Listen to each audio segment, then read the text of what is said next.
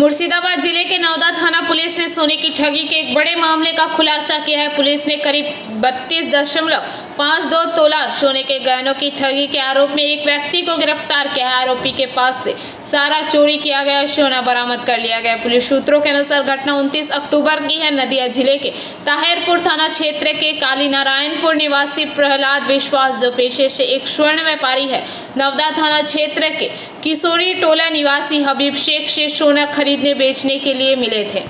शिकायत के मुताबिक लेन देन के दौरान हबीब शेख उर्फ बंटी ने चालाकी से असली सोने के गहनों को बदलकर नकली गहने रख दिए और असली गहनों को अपने कब्जे में ले लिया। घटना के बाद व्यापारी ने नवदा थाने में लिखित शिकायत दर्ज कराई। पुलिस ने तत्परता दिखाते हुए मामला दर्ज कर आरोपी हबीब शेख को गिरफ्तार किया। उसके पास से पूरा ठगा गया सोना बरामद किया गया है।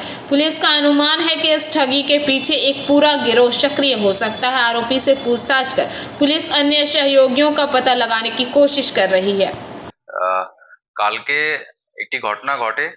আপনার কালকে আনুমানিক সকাল 12টা নাগাদ একজন ব্যক্তি আমাদের ওসি নওদার ফোন আসে যে একটি দোকানে সে কিছু সোনার অর্নামেন্টস সে ডেলিভারি দিতে এসেছিল, কিন্তু যাকে ডেলিভারি দিতে এসেছিল সে সেটাকে আটকে রেখে এবং কিছু নকল সোনা ইন দ্য মিন টাইম তার হাতে দেয় এবং তাকে বলে যে সে সোনা নিয়ে আসেনি, সে নকল সোনা দিয়েছে।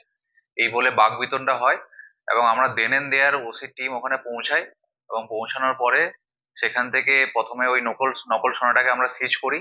সিজ করার পর একটা স্পেসিফিক কেস করা হয় এবং স্পেসিফিক কেস করার পরে যে হাবিব শেখ নামে যে ব্যক্তি যার বিরুদ্ধে অভিযোগ ছিল তাকে আমরা অ্যারেস্ট করি এবং পুরো ঘটনাটা জানতে পারি।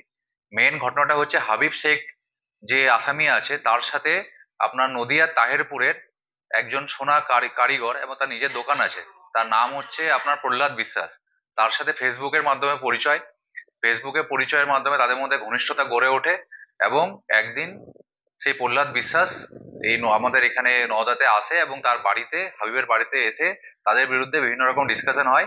তাদের মধ্যে যেটা মূলত ছিল যে সে একটা ব্যবসা সোনার দোকান বানা শুরু করবে নওদাতে, যেটা মধুপুরে, যেটা ডোমকলে জিতপুরে সে সোনার দোকানটা সে গড়ে তুলবে।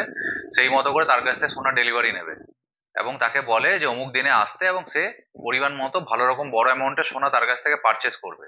সেই কথা মতো আপনার প্রহ্লাদ বিশ্বাস নদিয়া থেকে প্রায় 379 গ্রাম সোনা সে নিয়ে আসে, 33 ভরি সোনা নিয়ে আসে এবং নিয়ে আসার পরে আপনার এখানে হচ্ছে প্রথমে সোনাটা তার হাতে হ্যান্ড ওভার করে হাবিব শেখের হাতে। হাবিব শেখ সেই সোনাটাকে নিয়ে 2 ঘন্টার জন্য বাইরে চলে যায় এবং তাকে তার বাড়িতে বসতে বলে এবং 2 ঘন্টা পর ফিরে এসে সে বলে যে না, সোনাটা ডুপ্লিকেট আছে এবং অন্য সোনা, নকল সোনা আপনারা দেখতে পাচ্ছেন ডান দিকে রাখা আছে, নকল সোনা।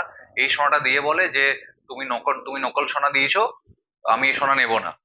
ও তখন বুঝতে পারে ব্যাপারটা যে আমার সাথে ফ্রড হচ্ছে। সঙ্গে সঙ্গে আমাদের ওসি কে ফোন করার পরে ওসি টিম ওখানে পৌঁছায় এবং ওখান থেকে ওই নকল সোনাটাকে আমরা নিয়ে আসি, সেটাকে প্রপার সিজার লিস্ট করা হয় এবং প্রহ্লাদ বিশ্বাসের কমপ্লেনের উপরে একটা স্পেসিফিক কেস, যেটা আপনার বেসিক্যালি চিটিং এবং সাথে হচ্ছে চুরির যে থেফট যে সেকশন, সেই সেকশনগুলো দিয়ে আমরা স্পেসিফিক কেস করি এবং কেস করার পর যখন আমরা হাবিব শেখকে আমরা ইন্টারোগেট করি, হাবিব শেখ সেটা পুলিশের জেরায় স্বীকার করে যে সে আসল সোনাকে সে লুকিয়ে রেখে নকল সোনা দিয়ে তার সাথে জালিয়াতি করছিল। এবং এই হাবিব শেখ সে হচ্ছে এর আগেও এরকম জালিয়াতি করেছে।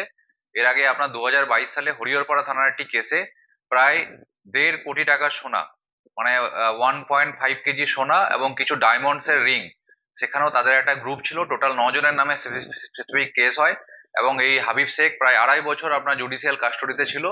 কিছুদিন আগে বেল পেয়েছে। ও তারপরে বাইরে এসে আবার সেম এই টাইপের প্যাটার্ন শুরু করেছে এবং আমরা আজকে ওকে অ্যারেস্ট করে লার্নেড কোর্টের কাছে পাঠানো হচ্ছে এবং আমরা রিমান্ডে নেব। রিমান্ডে নিয়ে আমরা দেখবো যে এর সাথে আরো কারা কারা ইনভলভ আছে এবং পুরো যে সোনাটা পুরোটাই আমরা রিকভারি করতে পেরেছি। 379.28 গ্রাম সোনা পুরো রিকভারি করা হয়েছে। এটাকে প্রপার ভিডিওগ্রাফি করে সিজার করা হচ্ছে এবং আমরা এটা লার্নেড কোর্টের মাধ্যমে যে অরিজিনাল যে এর মালিক আছে প্রহ্লাদ যে বিশ্বাস, তার হাতে আমরা কোর্টের অর্ডার মতো আমরা তাকে রিটার্ন করে দেবো। 10 দিনের পিসি প্রায় দেওয়া হচ্ছে। Bureau report, PBTV news.